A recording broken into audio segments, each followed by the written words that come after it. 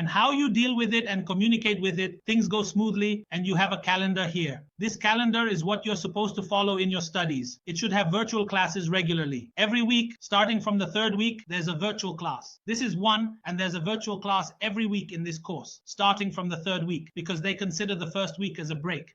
It's the second week, and they started from the third week. You might start from the first week, but that's not my problem as Abdul Rahman. It's up to your college. But you have a calendar, so when you enter the course, check the calendar. Honestly, if it says the lecture is from the second week, then it's from the second week. If it's from the third week, then it's from the third week. If there's no lecture at all, then that's it, just like the calendar tells you. The calendar set by the content expert or the college is what we follow and stick to exactly. By God, if he told you that the lecture is from the second, then it will be from the second, from the third, from the third, from the fourth, from the fourth. There is no lecture at all, just as the calendar tells you. The calendar set by the content expert or the college is what we follow and stick to exactly. Here in this course, it tells you that the first and second weeks are off. Well, do you know the English curriculum? Let's take a look at it in the curriculum information.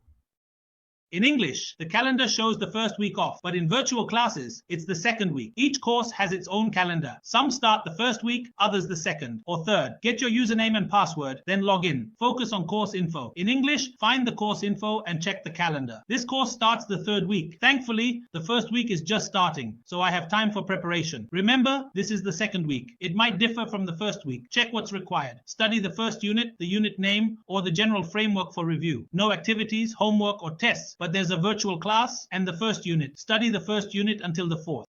Start with course info. In English, find details, then check the calendar. This course starts in the third week. The first week is for prep and orientation. It's the second week now. Check what's needed. Study the first unit. I have the study unit content. No activities, homework, or tests, but there's a virtual class and the first unit. Study the first unit until the fourth. Unit 1 is in the third week, Unit 2 in the fourth, and Unit 3 in the fifth. Complete 3 units here, and I'm also working on another course. This calendar is the course roadmap, the contract with the college, so adhere to it. Pay attention, this is the second week. It could be a different course from the first week. Just run straight to it and it will tell you what's required from you. What's required here is that you study Unit 1 and the name of the unit or the general framework for internal review. So I know I have the content of a study unit. There's no activity, no homework, no tests, but you have a virtual class in Unit 1. That's great. So study Unit 1 until the fourth week.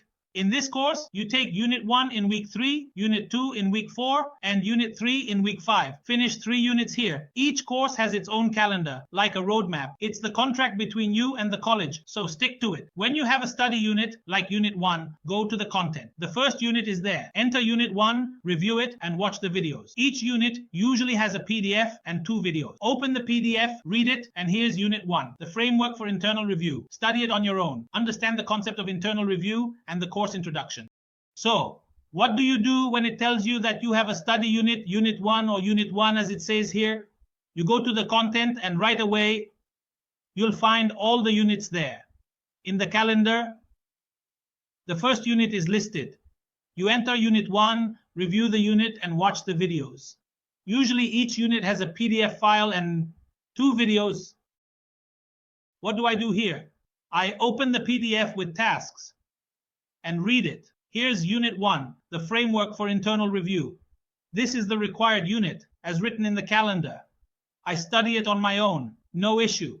You understand the concept of internal review and the course introduction. It's like the book, right? We gave you 32 pages to read and study this week. You can read and study this ebook, some interactive. It's like the book, right? We gave you 32 pages this week to read and study. You can read and study this ebook. You might find some interactive areas that you can click on. They'll be highlighted. It's designed with graphics, so you can zoom in and out and print it if you want. You have a printout here, and you can have a copy at home if you prefer to study on paper. Do whatever you want. And here are the references and sources. Once you finish studying, you can also watch these videos. All right, you can also watch these videos. This is a video on YouTube talking about Unit 1, the first video, and this is the second video for this unit. What do you do once you review the unit and watch its videos? You'll open the unit test. Click on the unit test and start answering it. Of course, it tells you that this test is 1 hour long. And halfway through the time, it starts giving you a warning. So in this case, I have 10 questions and I can solve these questions and deal with them. Let me enter as a student to preview and take the test and see how the grade will come out. I've entered as a student preview and I'm going to the content. I'm entering Unit 1. I reviewed the materials. I should finish this unit in week 2. I'll start the test now. Sorry, this isn't my subject, so I'll answer randomly. It says review, but I won't read the question. I'll just say reward. Reward. That's what I mean. Maybe I'll hit the jackpot and get a perfect score. Don't do this though. I'm just pretending to study, and this is how I'm answering. I've answered and it's all correct. Saved on the left. Now, I'll save and submit. He asked if I'm sure, and I said yes. Submitted the test in 5 minutes. Really cheated myself. Got 35 out of 50. Right in the middle. All right, maybe I'll hit the jackpot, guys, and get a perfect score. I don't know. Don't do this, though. I'm just pretending like I'm studying, and this is how I'm answering. I've answered everything, and everything is marked correctly. Saved, saved, saved, saved on the left. Now I'll save and submit. He asked me if I'm sure, and I said yes, I'm sure. I just submitted the Unit 1 test in 5 minutes. I really cheated myself. When I was thinking I was going to open the start of a section and study, and I thought I might get a good score. By the way, I got 35 out of 50, which is like I'm right in the middle. In 5 minutes, I cheated myself. I planned to start a section and study, hoping for a good score. I got 35 out of 50, which is average. I passed with 70%. As a student, to find grades, check my grades. I scored 35 out of 50, shown on the left in Unit 1. More assignments are coming. When the professor checks, I've saved it. And I want to preview the student named Abdul Rahman. I got 35 out of 50. I passed. Right, wrong, right, wrong, right, wrong. So I got 35 out of 50. That means if I multiply it by 2, I got 70 out of 100. I scored 70% on this test. Excellent. Now, as a student, how do I find out my grades? There's a section here called My Grades. You'll find the score, 35 out of 50. 35 out of 50, the grade is displayed. You'll see it on the left. All right, 35 out of 50, that's for Unit 1.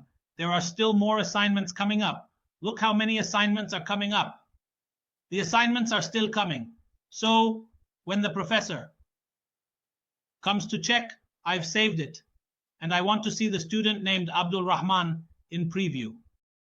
Oh, he got the grade. Yes, the grades are submitted to the professors, but in a different way that you don't know at all. I have the user data for them.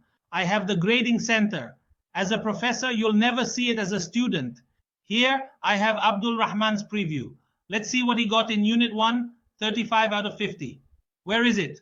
Come on, Abdul Rahman, here it is, 35.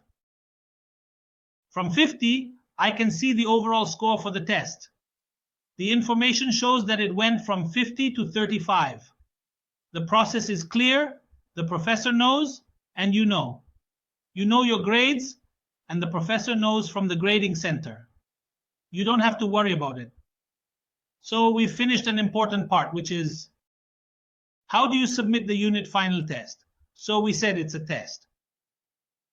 If you have any questions, feel free to ask about the unit final test. All right, that's done. So we submitted it. We took the degree and the professor fought the degree and I watched you in the works of heaven.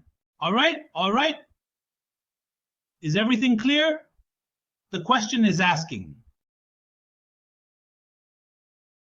You all know how to study the content, answer the test, and find out your grade. My question is, you went to the calendar and saw that this week, Unit 1 is required. You studied the PDF, watched the videos, then answered the unit final test and learned that you can go to My Grades to check your score. You got this skill indeed, and that's what matters to me too. Oh, Jewel. Oh, Jewel. My dear friend Jewel, just concentrate deeply with me on the skills that the course is giving you. In front of you, which is quite impressive, oh, precious one named as a jewel itself, 90% of these courses are in Arabic.